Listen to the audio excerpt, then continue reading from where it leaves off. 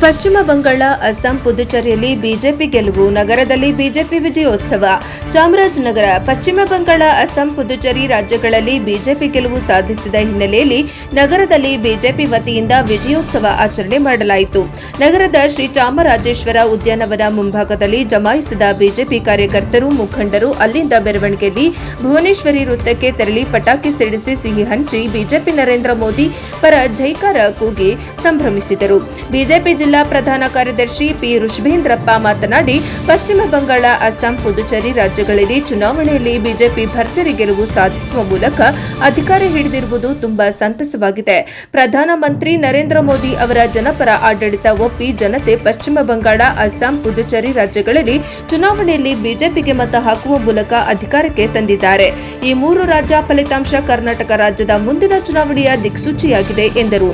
ಯುವ ಮೋರ್ಚಾದ ಅಧ್ಯಕ್ಷ ಸೂರ್ಯಕುಮಾರ್ ಮಾತನಾಡಿ, ದೇಶದ ಜನ ಹಿಂದುತ್ವ ಕಡೆ ಸಾಗುತ್ತಿದ್ದಾರೆ ಎನ್ನುವುದಕ್ಕೆ ಪಂಚರಾಜ್ಯಗಳ ಚುನಾವಣಾ ಫಲಿತಾಂಶ ಒಂದು ಸಾಕ್ಷಿಯಾಗಿದೆ. ಪಶ್ಚಿಮ ಬಂಗಾಳದಲ್ಲಿ ಮಮತಾ ಬ್ಯಾನರ್ಜಿ ವಿರುದ್ಧ ಬಿಜೆಪಿಗೆ ದೊಡ್ಡ ಗೆಲುವು ಆಗಿದೆ. ಅದೇ ಅಸ್ಸಾಂ, ಪುದುಚೇರಿಯಲ್ಲಿ ಬಿಜೆಪಿ ಅಧಿಕಾರ ಹಿಡಿದಿದೆ.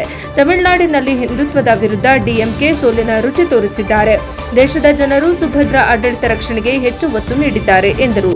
ಜಿಲ್ಲಾ ಪ್ರಧಾನ ಕಾರ್ಯದರ್ಶಿ ಮುಡ್ನುಕೋಡು ಪ್ರಕಾಶ್, ನಗರ ಮಂಡಲ ಅಧ್ಯಕ್ಷ ಶಿವರಾಜ್, ಗ್ರಾಮಾಂತರ ಮಂಡಲ ಅಧ್ಯಕ್ಷ ಕಾಡಹಳ್ಳಿ ಕುಮಾರ್, ರಾಜ್ಯ ಕಾರ್ಯಕಾರಿಣಿ ಸದಸ್ಯ ಡಾ ಎ ಬಾಬು, ರಾಷ್ಟ್ರೀಯ ಒಬಿಸಿ ಮೋರ್ಚಾದ ಕಾರ್ಯಕಾರಿಣಿ ಸದಸ್ಯ ನೂರೇಂದು ಶೆಟ್ಟಿ, ಚೂಡಾ ಮಾಜಿ ಅಧ್ಯಕ್ಷ ಬಾಲಸುಬ್ರಹ್ಮಣ್ಯಂ, ಉಪಾಧ್ಯಕ್ಷ ಶಿವ ವಿರಾಟ್, ಸಾಹಿತಿ ಮಂಜು ಕೋಡಿ ಉಗನೆ, ಎಪಿಎಂಸಿ ಮಾಜಿ ಅಧ್ಯಕ್ಷ ಮನೋಜ್ ಪಾಟೀಲ್, ಯುವ ಮೋರ್ಚಾದ ಪ್ರಧಾನ ಕಾರ್ಯದರ್ಶಿ ಆನಂದ್ ಭಗೀರಥ್, ಬಂಗಾರ ನಾಯಕ ಶಿವಣ್ಣ, ಮಂಜು ಕೂಸಣ್ಣ, ಮಹೇಶ್, ಕೇಬಲ್ ರಂಗಸ್ವಾಮಿ, ಶೇಷಪ್ಪ ಪಾಸ್ವಾನ್, ಶ್ರೀ ವಿ ಶ್ರೀನಿವಾಸ್ ಪ್ರಸಾದ್, ಸೋಮವಾರಪೇಟೆ, ಗುರು ಫೋಟೋ, ಕೃಷ್ಣ ಭೋಗಾಪುರ, ಕುಮಾರ್, ಕೃಷ್ಣಪ್ಪ, ಪ್ರವೀಣ್ ನಾಯಕ್, ಕೃಷ್ಣಕುಮಾರ್, ಚಂದ್ರಶೇಖರ್, ಪರಶಿವು ಹಾಜರಿದ್ದರು. ವರದಿ ಹೊಮ್ಮ ನಂಜುಂಡನಾಯಕ, ಎನ್ಕೆಎಸ್ ಟಿವಿ 4, ಚಾಮರಾಜನಗರ.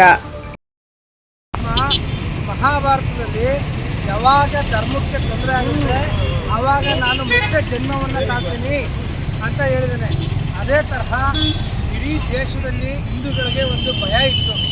ಅದಕ್ಕಿಂತ ಹೆಚ್ಚಾಗಿ ಬಾಂಗ್ಲಾದೇಶದ ಹಿಂದೂಗಳಿಗೆ ನಮ್ಮ ಅಸ್ತಿತ್ವವನ್ನೇ ಕಳ್ಕೊಂಡ್ಬಿಡ್ತೇವೇನೋ. ಈ ಪಕ್ಕದ ಬಾಂಗ್ಲಾ ರಾಜ್ಯದ ದೇಶಗಳಿಗೂ ಸಹ ಬೆಂಗಾಲಿ ರಾಜ್ಯಕ್ಕೂ ಸಹ ಇಲ್ಲಿ ಹಿಂದುತ್ವದ ಅಸ್ತಿತ್ವವನ್ನು ಕಳ್ಕೊಂಡ್ಬಿಡ್ತೀವೇನೋ ಅಂತ ಒಂದು ದೊಡ್ಡ ಭಯ ಇತ್ತು. ಈ ಸಂದರ್ಭದಲ್ಲಿ ಬೆಂಗಾಳದಲ್ಲಿ ಬೀದಿಯನ್ನು ಬರೆ ಹಾಕಿ ಮನೆ ಕಳಿಸೋದ್ರ ಮುಖಾಂತರ ಪ್ರಜ್ಞಾವಂತ ಮತದಾರ ಹಿಂದುತ್ವವೇ ಯಾವತ್ತೂ ಈ ದೇಶದಲ್ಲಿ ಶಾಶ್ವತ ಅನ್ನೋ ಮೆಸೇಜನ್ನು ಕೊಟ್ಟಿದ್ದಾರೆ. ಪಂಚರಾಜ್ಯದಲ್ಲಿ ಪುದುಚೇರಿಯಲ್ಲಿ ಅದಕ್ಕೂ ಅಧಿಕಾರಕ್ಕೆ ಬಂದಿದ್ದೀವಿ. ತಮಿಳುನಾಡಲ್ಲಿ ಅಧಿಕಾರದಲ್ಲಿ ಇರಲಿಲ್ಲ ನಾವು, ಆದರೂ ಸಹ ಒಳ್ಳೆಯ ಪ್ರಯತ್ನವನ್ನು ಮಾಡಿದ್ದೀವಿ. ಬಂಗಾಳದಲ್ಲಿ ದೊಡ್ಡ ಇತಿಹಾಸ, ಇದೊಂದು ಆಶ್ಚರ್ಯಕರವಾದಂಥ ಒಂದು ರಿಸಲ್ಟು. ಅಸ್ಸಾಮಲ್ಲೂ ಸಹ ಹಿಂದುತ್ವದ ಒಂದು ಅಸ್ತಿತ್ವವನ್ನು ನಾವು ಯಶಸ್ವಿಯಾಗಿ ಉಳಿಸ್ಕೊಂಡಿದ್ದೀವಿ.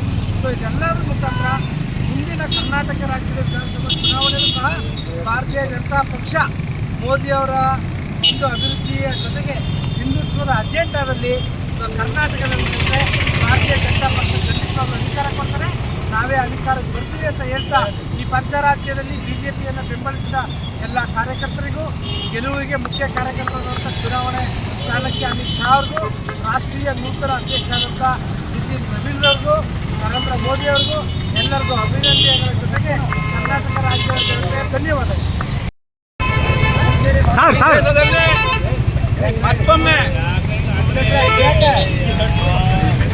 ಈ ದೇಶದಲ್ಲಿ ಭಾರತೀಯ ಜನತಾ ಪಕ್ಷವೇ ಅನಿವಾರ್ಯ ಎನ್ನುವ ಸಂದೇಶವನ್ನ ಭಾರತೀಯ ಜನತಾ ಪಕ್ಷದ ಮೂರು ರಾಜ್ಯಗಳ ಮತದಾರ ಬಂಧುಗಳು ಮತವನ್ನು ಹಾಕುವ ಮೂಲಕ ಅಭೂತಪೂರ್ವ ಯಶಸ್ಸನ್ನ ಗಳಿಸಲಿಕ್ಕೆ ಕಾರಣೀಭೂತರಾಗಿದ್ದಾರೆ. ಮೊದಲನೇದಾಗಿ ಆ ಮೂರು ರಾಜ್ಯಗಳ ಭಾರತೀಯ ಜನತಾ ಪಕ್ಷದ ಕಾರ್ಯಕರ್ತ ಬಂಧುಗಳಿಗೆ ನಾನು ಧನ್ಯವಾದಗಳನ್ನು ಬಯಸ್ತೇನೆ.